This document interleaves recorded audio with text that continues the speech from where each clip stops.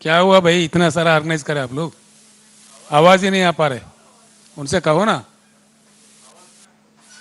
जैसा देश है वैसा तुम लोग है।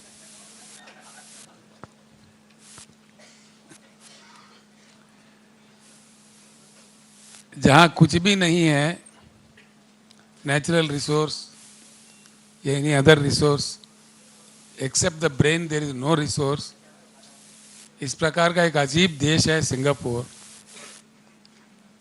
उसी प्रकार का नागासाकी, हिरोशिमा बम अटैक के साथ विनाश होने के बाद जिस प्रकार से आज जापान हमारे सामने, पूरी दुनिया के सामने खड़ा हुआ है, उसका ये उदाहरण हो, या जैसे कि east Asian tiger south Korea हो या मलेशिया हो, कई अन्य देश, इनके इतिहास अगर हम देख के परख के तो साफ बात में समझ में आता है, साफ बात समझ में आता है कि जो देश, जिस किसी भी देश अपने रूटीन से ऊपर आकर आउट ऑफ बॉक्स काम किया है, वहाँ ही कुछ अद्भुत विकास वहाँ के जनता को, वहाँ के समाज को, उस देश को प्राप्त हुआ है।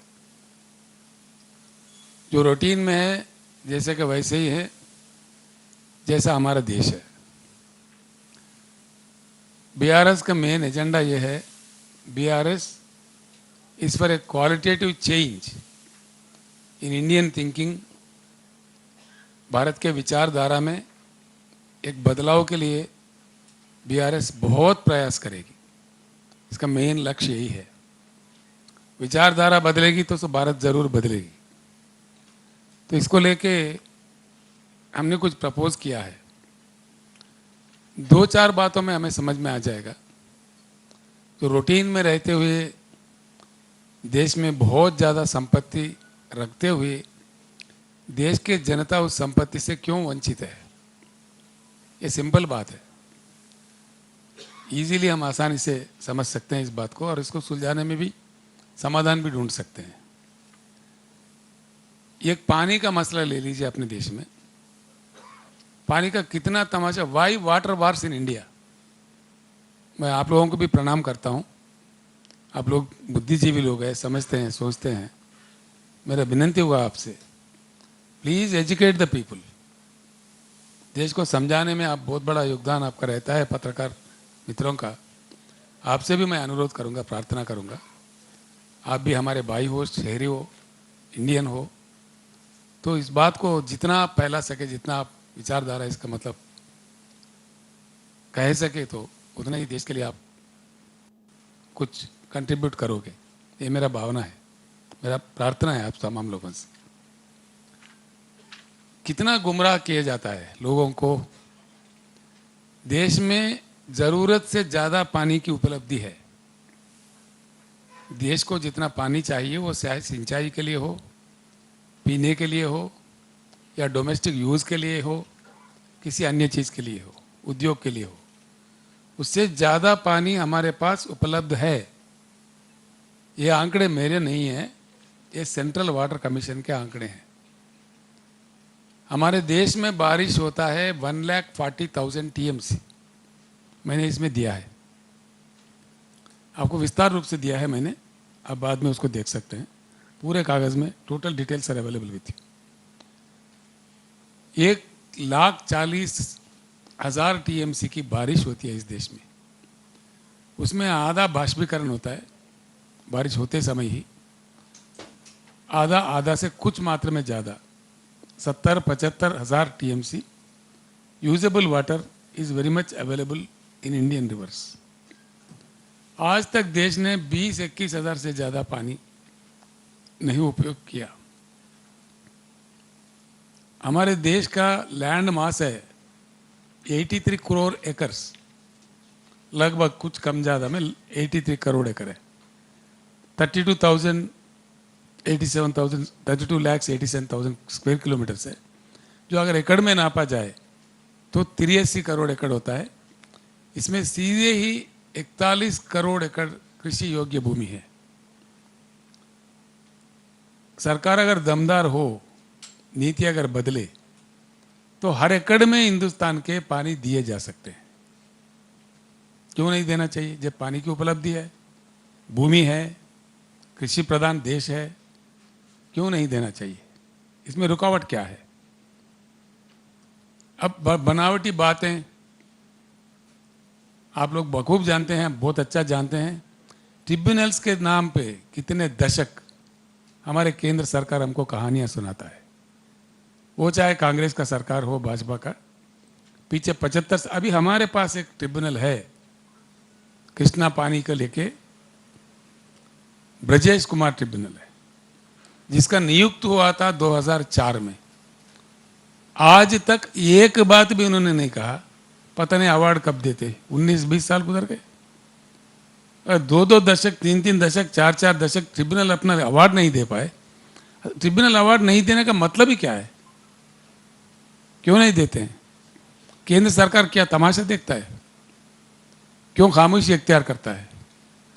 इतनी इंपॉर्टेंट चीज़ है, प्राथमिक चीज़ है, बेसिक नीड है। सारे देश पीने के पानी के किल्लत में है, ब्रैकिश पानी पीता है, किडनी बीमारियां बढ़ रही है देश में, गलत सलत पानी पी के, ब्रैकिश पानी पी के। इसमें भी अगर ध्यान ना दे तो लंबी लंबी भाषण और कितने साल सुनेंगे? कितने साल चलेगा ये नाटक? Y water wars in India? पानी के लिए युद्ध करने का कोई जरूरत है इस देश में? क्यों लड़वाया जा रहा है राज्यों के बीच में?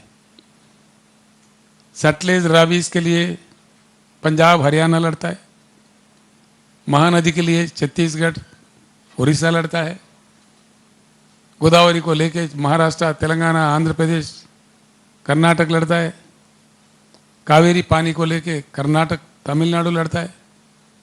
किसी अन्य कहीं ऐसे झगड़े पंचायत क्यों? गैर जरूरी, जो जिसका जरूरत है ही नहीं। भरपूर पानी जब हर एकड़ में दिया जा सकता है और पानी की संसाधन की उपलब्धि है, संपत्ति है, पानी की संपत्ति भगवान ने दिया है, प्रकृति ने दिया है, जनता क्यों वंचित हो, देश क्यों वंचित हो इससे? आप अगर हर एकड़ में भी पानी दे दे तो 40,000 टीएमसी भी बहुत ज़्यादा हो गया। उसके बाद और 30,000 टीएमसी हमारे पास है। दूसरी बात है, उद्योग के लिए, पीने के पानी के लिए आप एक 10,000 टीएमसी भी पकड़ते हैं तो तभी भी 20,000 टीएमसी पानी की बचत है। यानी कि अगला 50-100 साल तक हिंदुस्तान में शुद्ध पानी का कोई कमी नहीं होगी। Yes, these are not my figures. These are the figures given by Central Water Commission of India to the Parliament of India. Not once, but so many times. It's a fact. संपत्ति रखते हुए, पानी रहते हुए क्यों पीने के पानी के लिए देश तरसे? क्यों सिंचाई के लिए किसान तरसे? क्यों परेशान हो? कोई मतलब है? तो इसीलिए हम कह रहे हैं कि द पॉलिसी ऑफ बीआरएस अगर सरकार बनाए, बीआरएस के हम लाइक, मतलब हम क्या लोगों के साथ मिलकर भी, बीआरएस का एजेंडा है a revolutionary agenda in water resources. Why I say like this? Bharat एक विशाल देश है। मैंने एक पत्र आपको दिया है मित्रों, इसमें आप देख सकते हैं। इस पत्र biggest dams in the world on reverse, आप लोग देखिए। करीबी डैम है जिम्बाब्वे देश में जाम्बेजी रिवर पे, जिसकी क्षमता है 6,533 टीएमसी। पत्रकार मित्रों से मेरी प्रार्थना है, ये बहुत अहम चीज़ है, दया करके प्लीज़ लोगों तक पहुंचाइए। जितना अच्छा आप पहुंचा पाए तो लोगों में एक जागृति आएगी। 650,000 से भी ऊपर 6,533 टीएमसी इस रिजर्वायर की कैपेसिटी है। उसके बाद अंगारा रिवर पर रशिया में है 5,968। मैंने दिया है, डिटेल्स आपके पास है, मैं एग्जाम्पल तौर पर कह रहा हूँ। These are the facts. इस प्रकार के कई देशों में, नाइलू रिवर पे इजिप्ट में है 4,600, ब्रिटिश कोलंबिया में 2,600 है, चाइना में है 3 गार्जेस डैम 1,400 वाला, कोलोराडो यूएसए में है 12.5 सवा लाख ओवर डैम। क्या हमारे देश में, इतनी विशाल देश में इतनी विशाल जनता, जहां हर साल कई राज्यों में बाढ़ भी आता है, कई राज्यों में सूखा भी पड़ता है, हमने सब कुछ देखा है, देश ने अनुभव किया है, ऐसे 1-2 रिजर्वायर का भी जरूरत नहीं है? क्यों जरूरत नहीं है? क्यों इस तरफ चिंता नहीं कर रहे देश, केंद्र सरकार, राज्यों का सरकार, कोई भी हो? क्यों इस प्रकार का हम नहीं सोच रहे? ये तो बाढ़ से भी बचा सकते हैं, ऐसे डैम बनाने से सूखा से भी हम बच सकते हैं, जिंदगी में पीने की पानी की किल्लत ही नहीं होगी देश के किसी भी भाग में। ये सब कर सकते हुए, और सबसे बड़ी बात यह है, मैंने इसीलिए आउट ऑफ बॉक्स कह रहा था, ये जो रूटीन कहानियां सुना के, रूटीन बातें कह के, झूठे मूठे बातें बोल के जनता को गुमराह किया जा रहा है, इससे उबर कर आउट ऑफ बॉक्स आना चाहिए। ऐसे करने वाला, क्षमता वाला राजनीति ही देश में चलना चाहिए। देश के जनता भी इस बात को, देश के युवा खासकर इस बात को सोचना चाहिए। मैं इसलिए कहता हूं, इतनी संपत्ति है, इसीलिए total water policy has to be change. The agenda of the BRS party is to change the water policy in toto and bring in a new water policy which will yield immediate results. इसके लिए ना हमको world bank से भीख मांगनी है, ना कोई अंतर्राष्ट्रीय झगड़ा है, ना किसी से परमिशन की ज़रूरत है। हमारे देश की अपनी संपत्ति है, अपनी पानी है, अपने नदियों में बह रहा है, इसके लिए कोई भीख की ज़रूरत नहीं है, वर्ल्ड बैंक की ज़रूरत नहीं है। तभी भी हम अगर इस्तेमाल नहीं कर पाए तो क्या कर पाएंगे हम लोग? इसीलिए मेरा मानना है, देश के विचारधारा में, देश के राजनीति के विचारधारा में भी बदलाव आना चाहिए, परिवर्तन आना चाहिए। समय परिवर्तन का है। बहुत टाइम हो गया है, 75 साल गुजर गए, बहुत कहानियां सुन चुके हैं, बहुत बातें हो चुके हैं। अब आखिरकार किसान आत्महत्या कर रहे हैं।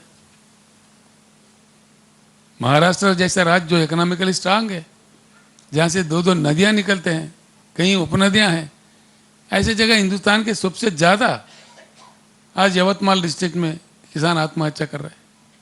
बड़ी शर्म की बात है। क्यों करना चाहिए? इसको देखते तमाशा देख रहे हैं कभी से। कभी कोई फिल्म एक्टर है, नाना पाटेकर जी, उसका नाम क्या है, उन्होंने कोई ट्रस्ट कर दिया, मैंने कुछ कभी फेसबुक पे देखा था, जो आत्महत्या कर रहे कि किसान उनके फैमिलीज को मदद कर रहे। ऐसी स्थिति बने ही क्यों रहे? ये क्या तमाशा होता है? तो इसीलिए पानी का टोटल पॉलिसी चेंज होना चाहिए 100%। और करंट का जो पॉलिसी है, करंट क्यों नहीं दिया जाता इस देश में? एक्चुअली इंडिया का इंस्टॉल्ड पावर कैपेसिटी है 4,10,000 मेगावाट। मैंने पत्र दिया है आपको, इसमें है किसी भी साल, किस साल कितना इस्तेमाल किया वो पत्र आपके पास है अभी, किसी भी साल। तो टेबल रखना चाहिए था भाई। ये देखिए, ये पत्र मैंने आपको दिया है, इसमें पूरे डिटेल है किस साल पीक लोड यानी कि ज़्यादा इस्तेमाली, ज़्यादा से ज़्यादा उपयोग किस साल में कितना हुआ था। 2,15,000 मेगावाट से कभी भी ज़्यादा इस्तेमाल नहीं किया India. Highest peak load of India was 2,15,888 megawatts. मैंने आपको दिया है पेपर ये। जबकि 4,10,000 मेगावाट पावर की इंस्टॉल्ड कैपेसिटी है हमारे पास। और तमाशा ये है, पार्लियामेंट को गवर्नमेंट ऑफ इंडिया ने गुज़िश्ता पार्लियामेंट सेशन में, दिसंबर जो सेशन चला था, उसमें समाधान दिया है। एक हमारे ही सदस्य ने पूछा था क्वेश्चन, 40 लाख बिजली उत्पत्ति करने वाले कारखाने देश के कई भागों में है, वो भी लिस्ट मैंने दिया है आपको। उल्टे सुलटे कुछ झगड़ा में जो गवर्नमेंट ऑफ इंडिया समझता है तो इजीली सुलझा जा सकता है, अगर चाहे तो कानून बदला जा सकता है। 40,000 मेगावाट वाला बिजली कारखाने एनसीएलटी के चक्कर में स्ट्रेस्ड एसेट्स करके डिक्लेयर कर दिया है। वो सुलझा दे के बटन दबा देते, करंट चालू होकर आ सकता है। लेकिन सारे जनता परेशान है देश में, किसी भी राज्य में 24 घंटा करंट नहीं मिलता किसी भी चीज के लिए। किसान खेती किसानी के लिए तो मिलता ही नहीं है। कई राज्यों में तो किसान परेशान है, कभी दिन में आए तो कभी रात में, 4-4 बार 5-5 बार जाता है, 2-2 घंटा 3-3 बार आके जाता है। कई राज्यों में तो 3-3 दिन नहीं आता है। बस इस प्रकार की स्थिति क्यों बने रहे? डेवलपमेंट इंडेक्स में सबसे पहला दुनिया भर में देखा जाता है कितना power per capita power utilisation है। हम उभरते ही नहीं, ऊपर आते ही नहीं। अब कहां से डेवलप करेंगे इंडिया? लंबी लंबी भाषण, झूठी वादे, कहानियां, ये कब तक सुनते रहेंगे? कब तक चलेगा ये बात? इसीलिए हम चाहते हैं, भारत की जनता से, भारत के युवा से हम अनुरोध करते हैं, ये परिवर्तन का समय है। देश को परिवर्तित होना चाहिए। अब बेसब्र हो जाए तो काफ़ी अलग सलग बातें में निकल सकते हैं। कहीं हम हर चीज़ में पीछे नहीं, हमारा इंफ्रास्ट्रक्चर ठीक है, क्यों पिछड़ापन है? हर चीज़ रहे जैसा दिखता है, master of all but jack of none. ये क्या बात हो गया? दिल्ली जाते हैं राजधानी, 45 मिनट हवा में चक्कर काटना पड़ता है, एरोड्राम में कंजेशन। हाँ, बिल्कुल सच बात है। पानी की जो बात मैं कह रहा था, दिल्ली राजधानी, हमारा दिल्ली में तक पानी भरपूर नहीं मिलता। 75 साल के आज़ादी के बाद अगर राजधानी में भरपूर पीने की पानी की प्रबंधन नहीं है तो हम क्या कहाँ पहुंचे? क्या हो रहा है इस देश में? इसीलिए हम अनुरोध करते हैं युवा से, जनता से, बुद्धिजीवियों से, इंटेलेक्चुअल कम्युनिटी से, ये परिवर्तन का समय है, बस इसको रोकना चाहिए। हर चीज़ में हम पीछे, ना रोड सही, ना रेल सही, ना शिपयार्ड सही, ना एयरपोर्ट सही, कोई भी एक चीज़ नहीं। अब ऐसा है, गूड्स ट्रेन का स्पीड देखिए। अब हम कब कैच करेंगे, कब दुनिया के साथ हमारा चलेगा? हम इकोनॉमी की बात कर रहे हैं बेशर्मी से। बिल्कुल, मुझे तो शर्म लगता है। ऐसा है, Indian truck speed, Indian goods train का स्पीड है, आपको दिया मैंने पेपर, ये एवरेज स्पीड है 24 किलोमीटर इंडियन गूड्स ट्रेन का, जबकि चाइना का गूड्स ट्रेन का एवरेज स्पीड है 120 किलोमीटर। अब हम कब मुकाबला करेंगे जी चाइना से? ये संभव है? यूएस का 78 किलोमीटर है, यूनाइटेड किंगडम का 75 किलोमीटर है, ऑस्ट्रेलिया का 80 किलोमीटर है, जर्मनी के 60 किलोमीटर है। ये मैंने दिए है आपको। और इंडिया का 24 किलोमीटर है। और हम बातें कर रहे हैं, लोगों को बहला रहे, धर्म के नाम पे, जातिवाद नाम पे देश को डिवाइड कर रहे, मनमानी गेम खिलवाड़ा कर रहे। तो ये कहाँ पहुंचेंगे देश हमारा? इसलिए हम चाहते हैं ये ऐसी हकीकतें देश के सामने आए और हमारे पत्रकार भाई ज़्यादा मेहनत करें ऐसी चीज़ों को जनता के सामने रखने का। और परिवर्तन के लिए आप बहुत बड़ा योगदान कर सकते हैं, अगर आप चाहे तो करना भी चाहिए, because you are the 4th state of the country. Democracy के जो स्तंभ होते हैं, 4 स्तंभ में हमारे मीडिया बहुत ही अहम, it is the 4th state of the Indian democracy. मैं इसलिए विनती करता हूँ आपसे विनयपूर्वक, ट्रक का स्पीड भी देखिए।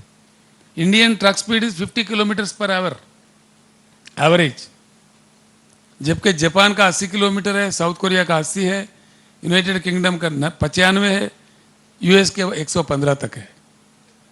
हम कब कैच करेंगे दुनिया के साथ? हमारा इकोनॉमी कैसा बढ़ेगा? बातों में बढ़ेगा, भाषण में बढ़ेगा, स्टेटमेंट्स में बढ़ेगा, हकीकत में कब बढ़ेगा? हम कैच कर पाएंगे दुनिया के साथ? आगे निकल पाएंगे? इतने बेसिक नीड्स, बेसिक चीज़ों पे हम पीछे रहते हुए अब कब तक ऐसे कहानियाँ लोगों को सुनाते जाएंगे?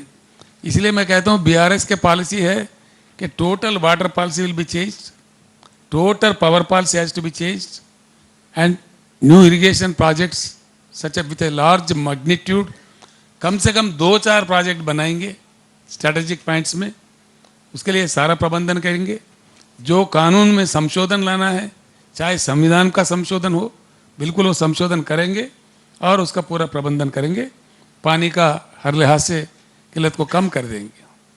और ये भी कहते हैं, देखिए सिंगापुर सिंगापुर का बिल्कुल पेरीमीटर ही है 193 किलोमीटर। अगर पूरा राउंड भी सिंगापुर को नापा जाए, एक ही पोर्ट है उनके पास, उनका 193 किलोमीटर उनका पेरीमीटर है। वो एक ही पोर्ट वाला सिंगापुर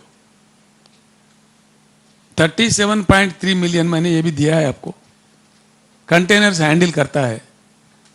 7.5 से लेकर 8,000 तक कोस्टल हमारा है। और कितने पोर्ट्स है हमारे देश में, कितने बड़े बड़े पोर्ट्स हैं। ये मतलब हम 25 करते हैं, 25 मिलियन। और चाइना 210 से लेकर 250 मिलियन डील करता है। हम कितने पीछे हैं।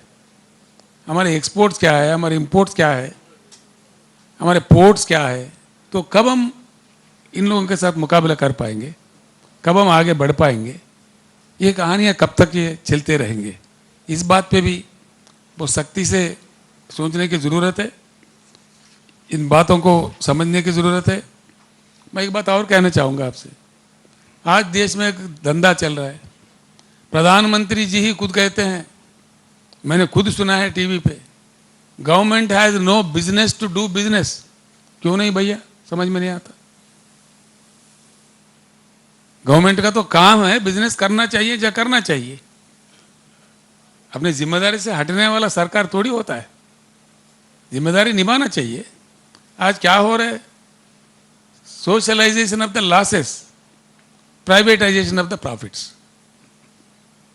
जहां नुकसान होता है ठोक दो जनता पे, बता दो, उनको डरा दो कि भाई ये इसमें नुकसान आ गया, घाटा हो गया, लिहाजा पेट्रोल बढ़ाओ, डीजल बढ़ाओ, गैस बढ़ाओ, फलाना बढ़ाओ, ढिमकाना बढ़ाओ। जिसमें प्रॉफिट होता है वो प्राइवेटाइज कर दो। बेहद अंधाधुन प्राइवेटाइजेशन क्यों किए जा रहे हैं, किस लिए किए जा रहे हैं। देखिए कितना तमाशा होता है।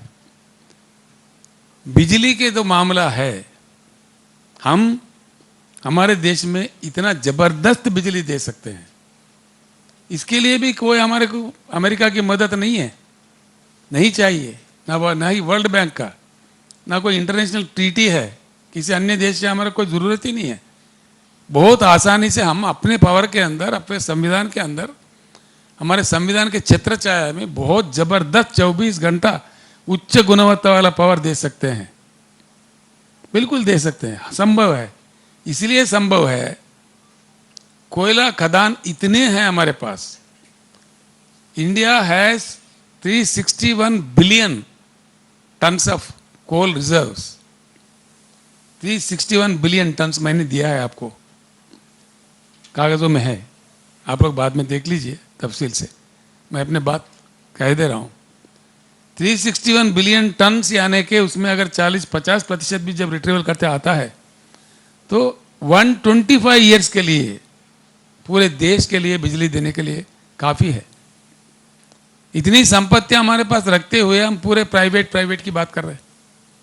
अदानी पावर, अंबानी पावर, जिंदानी पावर, बोंदानी पावर क्यों दे रहे भाई, समझ में नहीं आता। पावर सेक्टर तो इतनी इंपॉर्टेंट चीज़ है कि देश की प्रगति, विकास को मापने में दुनिया के पूरे इंडेक्सेस में पर कैपिटा पावर यूटिलाइजेशन को ही माना जाता है।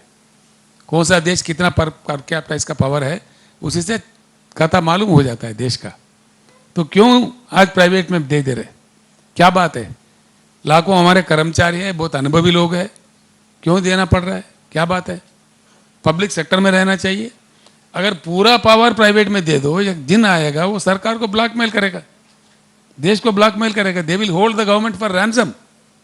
पूरा उनके हाथ में रख दो। जहाँ क्रिटिकल है, जहाँ प्राइवेट ही कर सकता है, वहाँ दे दो कुछ मात्रा में।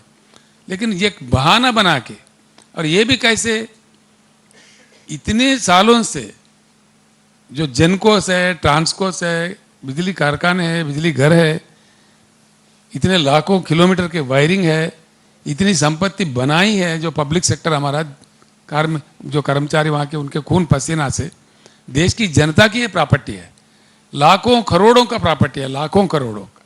उस प्रॉपर्टी को आप हजारों करोड़ों में कुछ एक गिनती करके लेडीजर बुक्स बना के आप दे रहे, जैसे पवन हंस का किया गया था। पवन हंस को जो एक कंपनी था सरकार का, पब्लिक सेक्टर कंपनी, उसको जो बोनस मिलता था गवर्नमेंट को, जो डिविडेंड मिलता था, उससे भी कम दाम में बेच दिए प्राइवेटाइजेशन के नाम पे। रखते तो डिविडेंड तो मिलता कम से कम। इसी प्रकार का इतने लाखों करोड़ों वाला प्रॉपर्टी को यूं ही कुछ ही ले लेके कुछ कहानी बना के अब उनका क्या नतीजा निकल रहा है? आज अदानी का क्या निकल रहा है नतीजा? झूठे मतलब चीज़ें बना के, बनावटी शेयर्स का वैल्यू बढ़ा के कितना मतलब पूरे देश खतरे में आ रहा है, सारे बैंकिंग व्यवस्था खतरे में आ रहा है। इसके लिए कौन जवाब देगा? यानी कि इस अंधाधुन प्राइवेटाइजेशन जो मन में है करो, जो कहते जाओ करते जाओ, ये बिल्कुल नहीं चलेगा, नहीं चलने देगा। बीआरएस का पॉलिसी है पावर सेक्टर। मैं सीधे कह रहा हूँ प्रधानमंत्री जी, आपके हाथ में पावर है, आज आप कर सकते हो, लेकिन 24 के बाद तो हम ही को आना है। हम बिल्कुल पावर सेक्टर को आप प्राइवेट करते हो तभी वापस ले लेंगे। इसका मैं एक उदाहरण देता हूँ आपको, ये कोई बड़ी बात नहीं है। कुछ लोगों के बात ये समझ में नहीं आएगा कि ये कैसे संभव होगा। एयर इंडिया का कहानी समझिए। एयर इंडिया पहले टाटास के पास ही था, प्राइवेट ही था, जो इंडियन एयरलाइंस था। 1953 में उसका राष्ट्रीयकरण हुआ, सरकार के पास आ गया। फिर वापस मोदी जी ने उनको फिर सेम टाटास को वापस दे दिया, जहां से आया था फिर वही चला गया। अब जब राष्ट्रीयकरण करना चाहता है सरकार, केंद्र सरकार, तो बिल्कुल कर सकते हैं, इसमें कोई रोकदार नहीं, हमारे संविधान में उसका प्रावधान है। हम कह रहे हैं पावर सेक्टर डेफिनेटली बीआरएस का पॉलिसी है, we will take it out, even Modi's government will privatize it, we will take it back and we will nationalize the power sector. 90% of the power sector will be kept in public sector. जो अच्छा खासा चल रहा है उसमें खामियां है, ठीक है, उसका बना देते हैं भरपूर पावर। और मैं आश्वासन देता हूं देश के जनता को, जैसा हमने अनुभव है हमारे को तेलंगाना राज्य में किया है, मैंने लिया है सेंट्रल इलेक्ट्रिसिटी अथॉरिटी से। बीआरएस को अगर चुना लेता है हिंदुस्तान के जनता, हमको हमारे कंसोर्शियम, हमारे लाइक माइंडेड जो पार्टीज है, हमारे गुट को अगर चुनता है, 2 साल के अंदर जगमगाता हिंदुस्तान। हिंदुस्तान के हर कस्बा में, हर गांव में, कोने कोने में उच्च गुणवत्ता वाला बिजली मिलेगा, बहुत अच्छा मिलेगा, निरंतर मिलेगा। ये मेरा वायदा है देश के साथ, जो हमने तेलंगाना राज्य में करके बताया है। और इन पूरे हिंदुस्तान में एक ही तेलंगाना राज्य है जहां 24 घंटा का करंट का उपलब्धि हर सेक्टर के लिए है।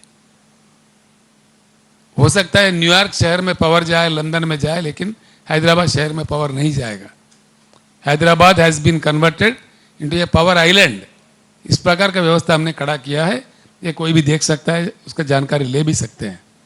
ये सेंट्रल इलेक्ट्रिसिटी अथॉरिटी से भी इसका आपको मिल सकता है, आप वेबसाइट पे इसको देख सकते हैं।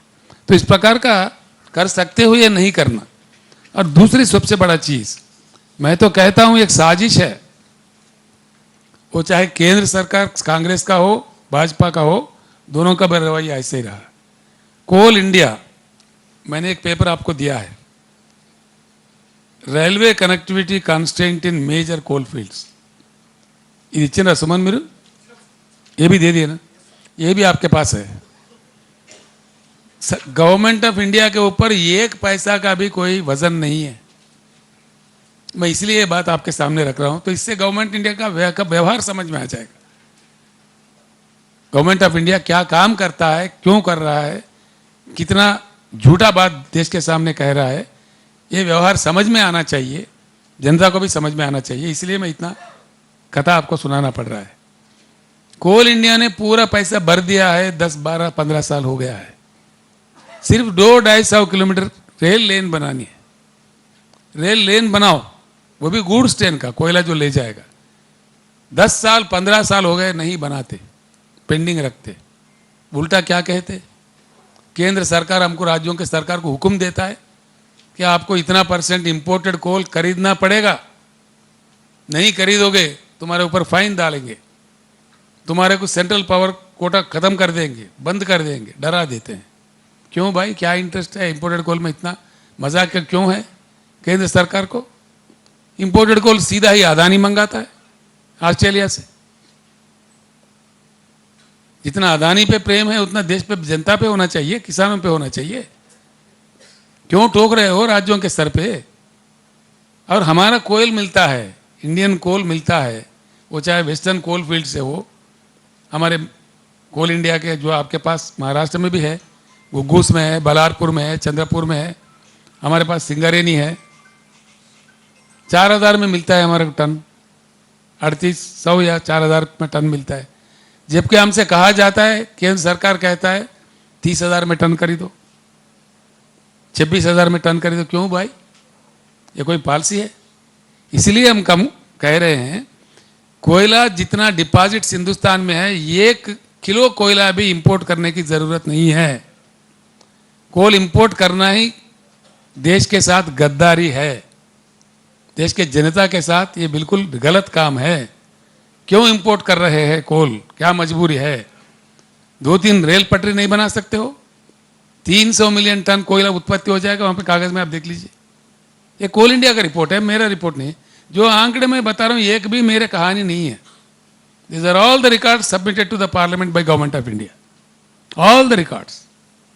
ये सच के आधार पर मैं कह रहा हूं, 1 किलो भी कोयला इंपोर्ट करने की जरूरत नहीं है, जबकि जबरदस्ती इंपोर्ट किया जा रहा है और राज्यों के सरकार के ऊपर, राज्यों के जो कारखाने हैं करंट के, उनके ऊपर ठोका जा रहा है।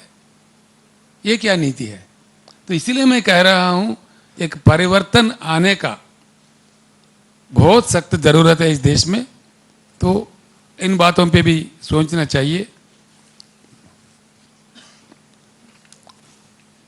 ये कोल रिजर्व्स का भी मैंने दे दिया आपको, स्ट्रेस्ड एसेट्स का भी जिन्होंने पार्लियामेंट को दिया है, ये भी मैंने दे दिया है आपको। मेरा विनती है आप लोगों से कि जनता तक आप ले जाए। इसके बाद में दूसरा सबसे बड़ा चीज, हमारे देश में 50% महिलाएं हैं। खाली नाराबाजी होता है, कहा जाता है, कहानियां सुनाया जाता है, लेकिन सही तौर पर जो जेंडर बायस्ड अप्रोच है उससे हम उभरते नहीं हैं।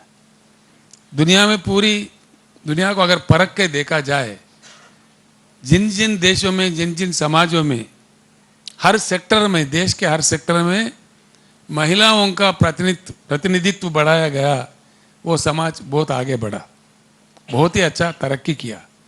लेकिन हमारे देश में करते नहीं हैं हम लोग, कहते हैं बहाने के लिए, कुछ कुछ मात्रा में करके ही हम उसमें बड़ा लोगों को बहला फुसलाते हैं। ये गलत रवैया है। भारत को अगर आगे बढ़ना है, तरक्की करना है, भारत का वुमेन पॉलिसी में सख्त बदलाव आना चाहिए, बिल्कुल आना चाहिए, किसी भी कीमत पर। इसीलिए मैं जब केंद्रीय मंत्री था, उस समय के नेताओं से मेरा आर्गुमेंट भी था, मैंने बताया भी था, मैंने प्रयास भी किया था, लेकिन सफलता नहीं पाया।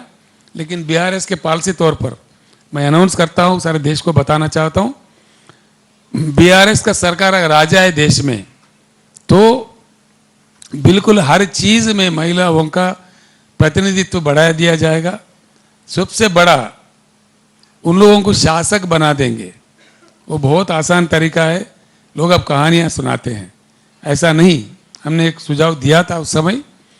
अभी जो मैं, this is a very important announcement I am making on behalf of BRS.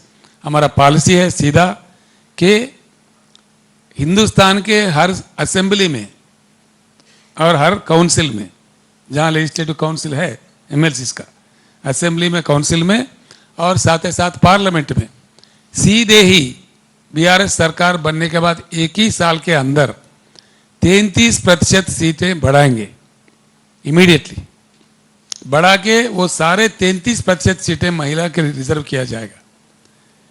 हम वायदा करते हैं हमारे बहनों के साथ, हमारे माओं के साथ, भारत देश के, कि 1 साल के अंदर ही, ये मेरा वादा है, 6 महीने के अंदर डिलिमिटेशन प्रक्रिया खत्म होगा और 6 महीने के अंदर चुनाव भी करा देते हैं।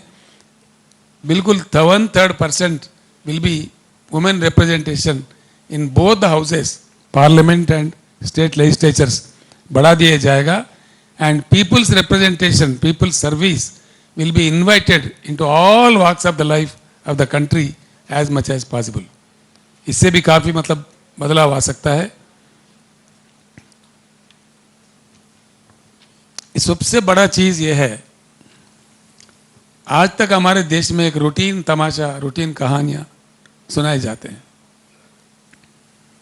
हमने आपको दिया है पॉलिसी के तौर पर, कुछ बात कह रहा हूं मैं, रीइन्वेंटिंग इंडिया में कई चीज है, उसका दया करके आप लिखिए।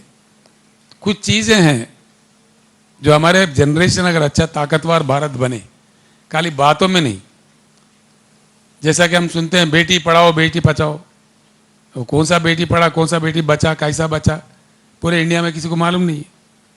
नारा तो खूब लगा था, लेकिन हाथरस में बेटी का साथ क्या हुआ, अन्य जगहों पे क्या हुआ, हर दिन हमारे उत्तर भारत में बेटियों के साथ क्या हो रहा है, क्या गुजर रहा है, हम जानते हैं। शर्म से हमारा सर झुक भी जाता है कभी कभी। तो ऐसे नारा नहीं, सही सही होना चाहिए, सही तौर पर होना चाहिए, कट्टरपंथी तरीके से होना चाहिए। इन सब के लिए चाहिए होता है स्ट्रांग विल, पॉलिटिकल विल, राजनैतिक इच्छा शक्ति। अगर राजनैतिक इच्छा शक्ति हो तो हर चीज संभव होता है। ये होते हुए हमने देखा है। सबसे महत्वपूर्ण बात, अगर देश को तरक्की करना है, देश की आर्थिक नीति को बदलना है, डेफिनेटली बदलना चाहिए। Until unless we leverage the Indian economy, अब इसी में घूमते रहेंगे, इसी में चेते करते रहेंगे, इसी में टैक्स लेते रहेंगे, छोटे छोटे लोगों से खींचते रहेंगे, बड़े बड़े लोगों को माफ करते रहेंगे, ये गोल गपला ये नहीं चलेगा। इससे हकीकत में, जैसा कि मुझे क्रिटिसाइज करना नहीं है लेकिन करना पड़ रहा है, करना पड़ता है। कहा गया कि make in India, it has become joke in India. क्या हुआ है, क्या आया है, क्यों नहीं आया है? मेक इन इंडिया जो नारा आया उसका एनवायरनमेंट बना, यहाँ पे एनवायरनमेंट कम से कम क्रिएट हुआ, कोई एक महत्वपूर्ण एसईजेड आया ताकि कोई विदेशी इन्वेस्टर आए। मैं साफ कहना चाहूँगा, विस्तार में फिर बाद में कहूँगा, लेकिन आज बताना पड़ेगा इतना मुझे। आज की स्थिति में कई कंपनियां जो मल्टीनेशनल कंपनीज है वो निकल रहे हैं चाइना से। क्यों हिंदुस्तान में हम अट्रैक्ट नहीं कर पा रहे हैं? क्यों हमारे तरफ वो कंपनीज रुक नहीं कर रही है? अगर मेक इन इंडिया सही होता, ईज ऑफ डूइंग सही होता, उतना हम फ्लेक्सिबल होते, क्यों नहीं आने दिए? एक कंपनी है जिससे हमने खुद बात की, फाइजर कंपनी, टीका जो कोरोना के टाइम पे कितना भी कोशिश करके उसको रोका गया, यहाँ नहीं आने दिया। क्यों, क्या वजह है? इसके कारण क्या है? जबकि जनता चाह रहा था हमको अच्छे से अच्छे टीका मिले, खरीदना भी चाह रहे थे लोग, फिर भी रोका गया जबरदस्ती से। हमने भी प्रयास किया, नीति आयोग में बात किया, पीएमओ में भी बात किया, कहीं मेरे साथ कई चीफ मिनिस्टर्स ने भी बात किया, लेकिन नहीं आने दिया। क्या बात है? अनेक कंपनी आना चाहते हैं लेकिन आने नहीं देते हैं। उल्टा फिर लोगों को गुमराह करने के लिए मेक इन इंडिया कहते हैं। Where is the environment in India? Make in India के जो स्लोगन है उसके साथ उसके बराबर का एनवायरनमेंट है क्या? हकीकत में ईज ऑफ डूइंग है क्या? उतनी सुविधाएं दिए गए हैं क्या? है तो क्यों नहीं आ रहा है? नहीं आते। जो हमारे मित्र है, हमारे दोस्त है, उनके लिए हम काम करेंगे, उनके इन्फ्लेट करेंगे शेयर मार्केट में, क्यों आने देंगे? नहीं आने देंगे। ये प्रकार चल रहा है।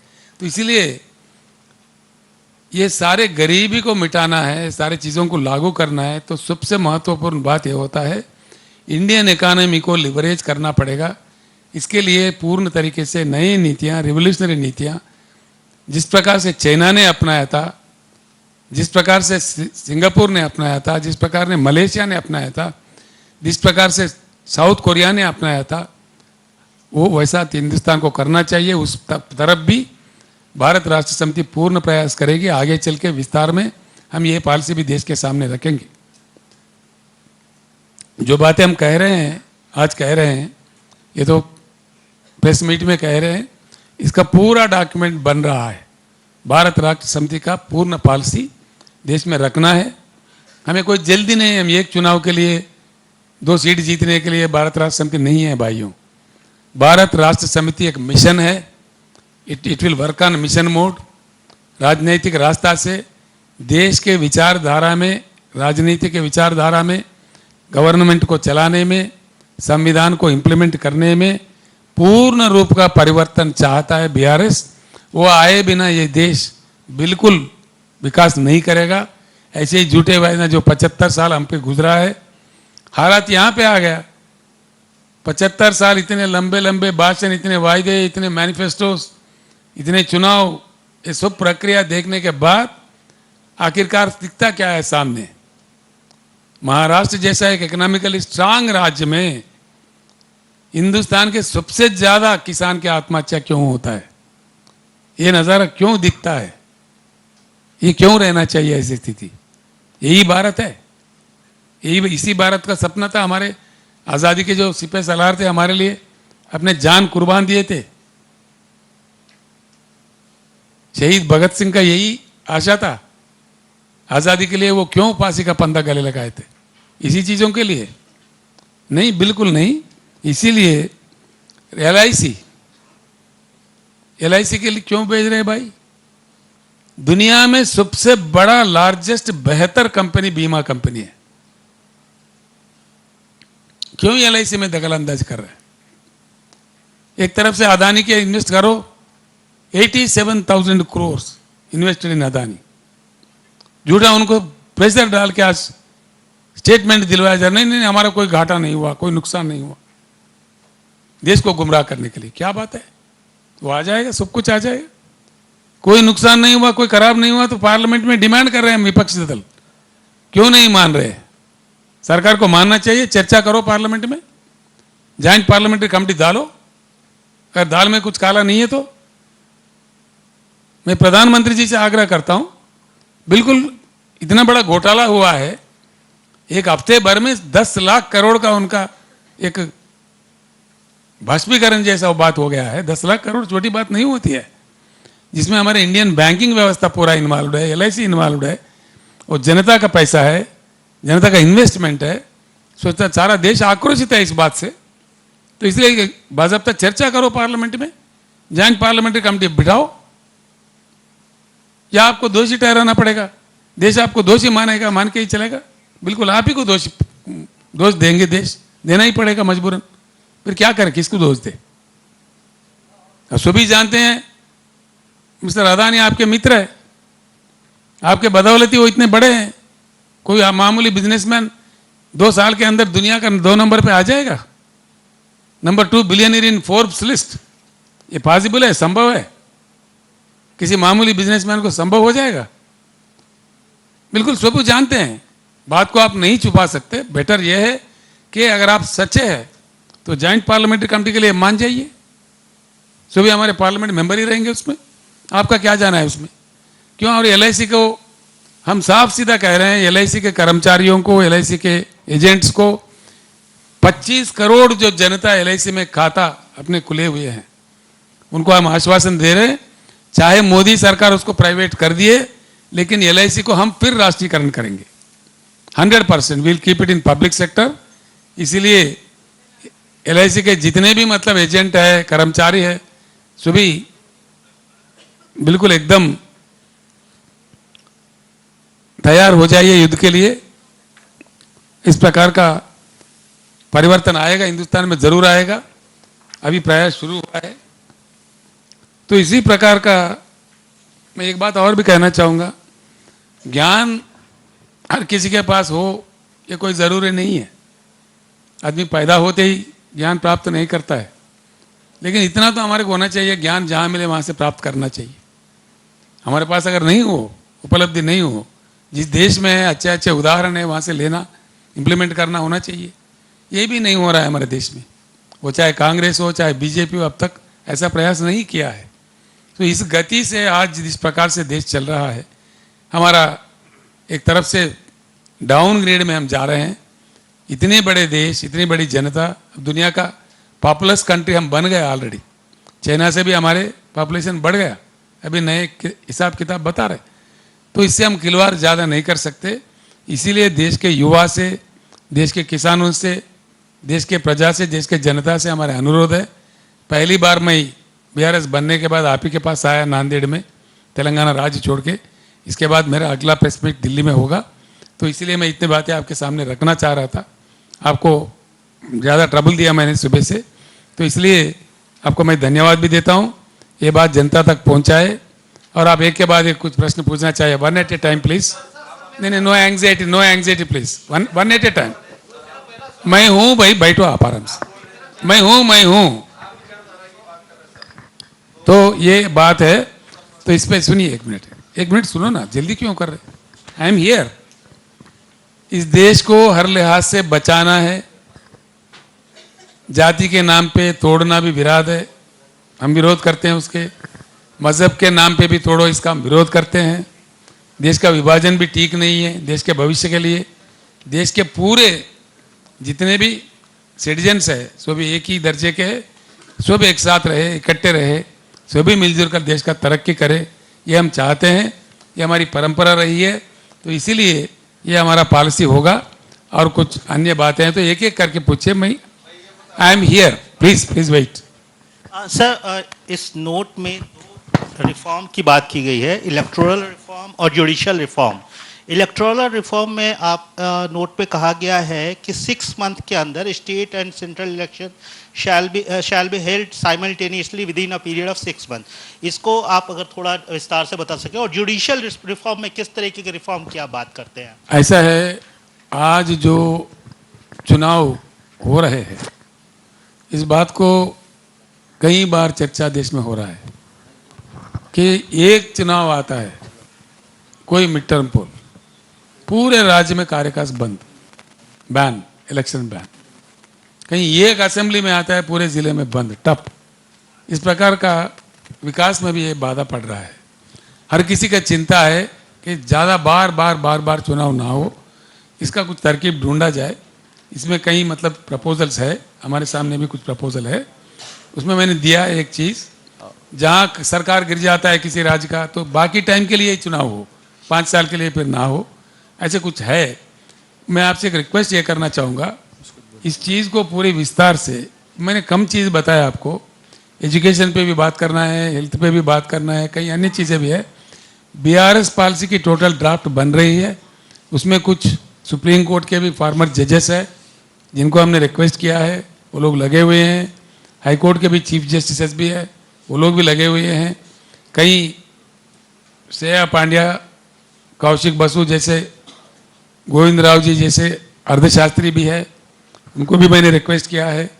और कई शास्त्रज्ञ हैं जैसे अशोक गुलाटी जैसे एग्रो इकोनॉमिस्ट भी है, उनको भी मैंने रिक्वेस्ट किया है। और कम से कम एक 50-60 रिटायर्ड आईएएस ऑफिसर्स भी है, राज्यों में चीफ सेक्रेटरी के दर्जे में, सेंट्रल गवर्नमेंट के कई बड़े पोस्टों पे काम करने वाले लोग भी है। एक 100-125 लोगों की गुट इस पे काम कर रही है। एक डॉक्यूमेंट के शक्ल में कुछ ही समय में हम देश के सामने उसको पेश करेंगे। सर एक मेरा सवाल है सर अभी आपने जो no anxiety please, one at a time. एक बार पूछ लेना भाई, सर इधर से click. Sir, this is Srinivas from Deccan Chronicle. Sir, you have been pushing the. नहीं आ रहे। Sir, you have been pushing the welfare and development agenda, and you have intensified this when you have shifted to BRS to fight against the national parties at center. Sir, when it comes to ideological stand, what would be your ideological stand to fight against the divisive forces and hatred, spreading hatred? So what would be your ideological stand in fight against the divisive forces as a BRS? I have made it very clear just now that all citizens will be treated equal. There should be no division, no disrespect to anybody. Everyone shall get their right. Everyone shall be respected. This is our policy. इसके विरोध में जो काम करेंगे उसके विरोध में हम डटकर कहेंगे जनता को, वही हमारा पॉलिसी है। सर मेरा एक सवाल है माफी के साथ। सर इधर आप महाराष्ट्र में आए हैं, नांदेड़ भूमि में आए हैं, इसलिए नांदेड़ के पत्रकारों को पहला प्रेफरेंस मिलना चाहिए सवाल करने का। आप जो है आपके करीबी है शायद वो लोग, इसलिए आप उधर देख रहे हैं। नहीं है ना सर? हाँ तो सर आप मेरा एक सवाल सुनिए। अभी आपने ज्यादा करीबी आप ही है।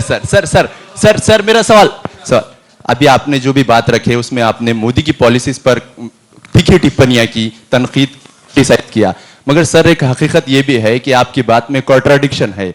आपकी जो पार्टी है वो पार्लियामेंट में पिछले कई दिनों से मोदी की द्वारा जो बिल लाए गए उन्हें सपोर्ट कर रही है सर। तो आप फ्यूचर में आपका स्टैंड जो है बिल सर कई सारे बिल बताइए है, ना। मैं बोलता हूँ ना सर, इवन कौन जो सा- है आपने कौन सा बिल सपोर्ट किया बताओ। राष्ट्रपति इलेक्शन में भी जो है वोट नहीं, के ऐसा ताल्लुक है, से राष्ट्रपति नहीं, क्या किसान लगेगा? का बिल, किसान का जो लॉस है सर, उसको लेके जो है आपकी पार्टी का जो नहीं, स्टैंड हमने था, कभी समर्थन नहीं किया भैया। स्टैंड क्लियर नहीं था सारी सर, सारी clear। आपने नहीं ट्रिपल देखा होगा। ट्रिपल ट्रिपल तलाक, हमने बिल्कुल विरोध किया। ट्रिपल तलाक के हमने वो विरोध लेके किया, स्टैंड क्लियर नहीं था बिल्कुल सर। विरोध किया हमने। ठीक है सर, हाँ बिल्कुल, सर, एनआरसी का विरोध किया, ट्रिपल तलाक विरोध किया। अच्छा आप जो बोल रहे हैं वो गलत है। सर आप विचारधारा की बात करते हैं, हाँ तो विचारधारा की आप बात कर रहे हैं, तो मुसलमानों के बारे में आपका क्या बता रुझान है? दिया ना भाई। उसके बाद मुसलमानों के लिए ये- शमशाबाद, सुनिए ना। नहीं हुआ सवाल मेरा, सुनिए ना। मेरा सवाल है, शमशाबाद में मस्जिद जो है तो शहीद कर दी गई, ऐसे कई मस्जिद है हैदराबाद में जिसके विरोध में एमआईएम पार्टी एमबीटी उतरी मैदान में। उसके बाद आपने जो वादा किया था मस्जिद तामीर करने का वो भी हमने नहीं हुआ, वादा नहीं किया। और कार्रवाई भी कोई अधिकारियों पे नहीं हुई। नहीं किया हमने, जी, कहाँ किया? तो आप क्या बोलना चाहते हैं मस्जिदों के बारे नहीं में? नहीं, जो आप हमने वादा कहाँ किया? तो शमशाबाद के मस्जिद के बारे में आपका हमने क्या नहीं कहना है? किया था ना। नहीं सर, ना हमको कोई पूछा है, ना हमने वायदा किया है। तो आप ये गलत बोल रहे हैं। सर आपकी हुकूमत है, आप कार्रवाई करेंगे कि उन नहीं नहीं, अधिकारियों आप पर? देखिए ऐसा, एक मिनट सर एक सर मिनट एक सर मिनट। सर जिस मस्जिद शमशाबाद के बारे में आप बोल रहे हैं, हमने कभी उसके ऊपर वायदा किया ना, टीका किया ना, टिप्पणी किया। कार्रवाई भी नहीं करे सुनिए साहब अधिकारियों। सुनिए ना, उसका शहादत हमने नहीं किया, नहीं, हमारे उसका कोई ताल्लुकात भी नहीं है। तेलंगाना राज्य बनने से पहले कई साल पहले वो हुआ था। आप जो बात कह रहे हैं हुआ नहीं हुआ वो भी मुझे नहीं मालूम है। आप जैसे लोग आके बोलते हैं। तो विरोध तो सुनिए सुनिए ना, सुनिए ना, 2022 में आपने आंदोलन सवाल पूछे तो सुने ना भाई। आप यूं ही इल्जाम लगा दिए, ऐसा नहीं लगा सकते आप। हुआ। आपकी हुकूमत नहीं नहीं, सुनिए सुनिए सुनिए, जल्दीबाजी क्यों कर रहे हैं? हुकूमत हमारी है भाई कि हम, हाँ आप कहे तो रहेंगे, नहीं तो नहीं रहेंगे क्या? 14 से ऐसा नहीं है सवाल, बिल्कुल बात सीधी है। हर किसी का इज्जत होना चाहिए, वो चाहे मंदिर हो, मस्जिद हो, चर्च हो, किसी का तोड़ ताड़ की बात नहीं होना चाहिए। हर किसी का सेम तरीके से रिस्पेक्ट मिलना चाहिए, ये हमारी पार्टी का तरीका है। अभी भी सर। आपके साथ में मुसलमान के कोई लोग मौजूद नहीं दिख रहे और कोई नेता नहीं है। क्या बात कर रहे हैं आप, समझ में नहीं महाराष्ट्र आता। महाराष्ट्र के साथ भी आपका कोई नेता नहीं बड़ा है। अजीब आदमी है आप। सर आप है ना भाई, मेरे साथ में बात बहुत हो गया। सर मेरा सेंट्रल गवर्नमेंट का जो सर। यूनियन बजट अनाउंस हुआ था हाल ही Yes, please. सेंट्रल गवर्नमेंट का जो यूनियन बजट अनाउंस हुआ था, जी जी जी, बजट यूनियन बजट जो अनाउंस हुआ था सेंट्रल गवर्नमेंट का, उसमें तेलंगाना को कहीं कुछ प्रोजेक्ट्स नहीं मिले हैं। बिल्कुल नहीं मिले। बीआरएस पार्टी ने ये क्लेम किया है, आपका क्या स्टैंड है? क्या है ही नहीं है तो स्टैंड ही क्या है? आप क्या इसमें स्टैंड ही क्या है? विरोध में हम बोलेंगे बस खत्म है। यही तो तू मई चल रहे हैं ना हिंदुस्तान में। ऐसा नहीं होना चाहिए ना।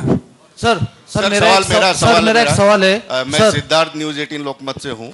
सर मेरा सवाल ये है कि जितना छोटा प्रदेश हो तो उसकी डेवलपमेंट आसानी से हो सकती है। जैसे तेलंगाना छोटा सा राज्य बना और उसकी डेवलपमेंट तुरंत हुई। तो हमारे देश में कई बड़े राज्य हैं, महाराष्ट्र का भी मुद्दा चल रहा है, अलग से विदर्भ की मांग हो रही है, यूपी इतना बड़ा है। तो आपके मुद्दे जो दिख रहे हैं हमें, तो वो छोटे राज्य में सीमित हो सकते हैं, लेकिन बड़े राज्य का डेवलपमेंट कैसा होगा जैसा आपने तेलंगाना में किया।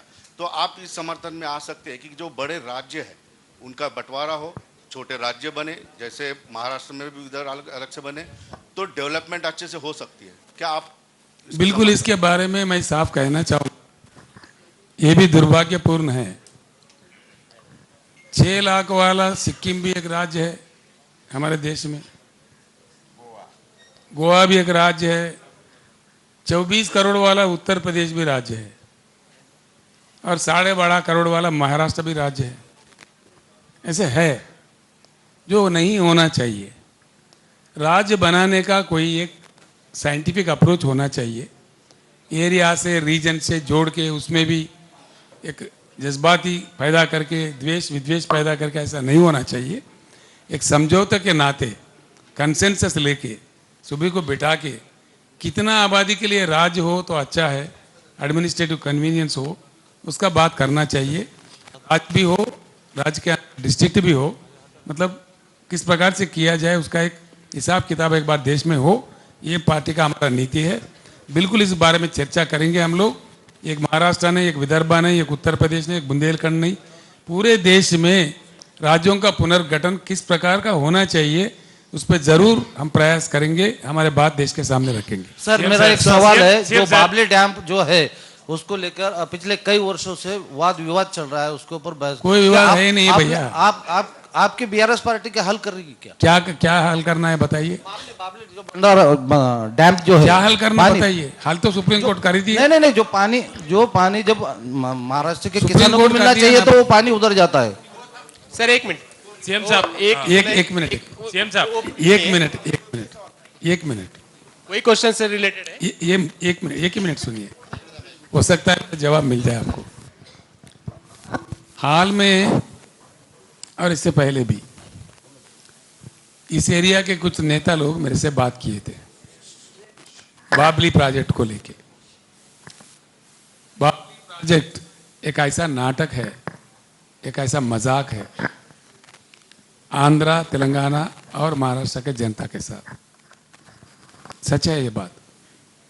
बाबली प्रोजेक्ट का क्षमता ही क्या है, उसमें पानी रुकता ही कितना है।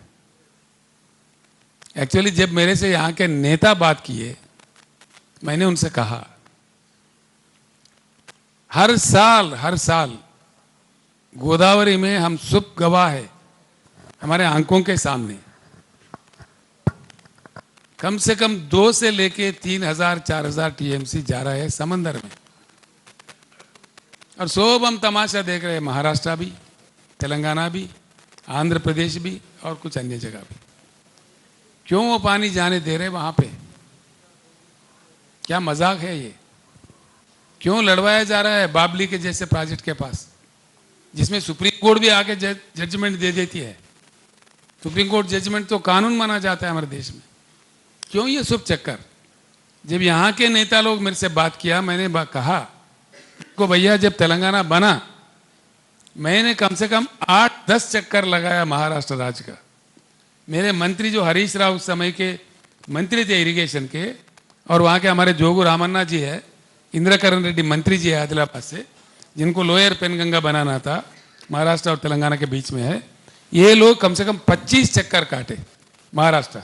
कई बार नागपुर में सीए ऑफिस में मीटिंग हुआ, मुंबई में हुआ, सह्याद्री गेस्ट हाउस में हुआ, और मैं खुद मुख्यमंत्री होते हुए आपके माननीय मुख्यमंत्री उस समय के देवेंद्र फडणवीस जी थे, उनके पास जाके उनको मना के, सारे सरकार को, मंत्रियों को, कैबिनेट को मना के मैंने कालेश्वरम प्रोजेक्ट बनाया।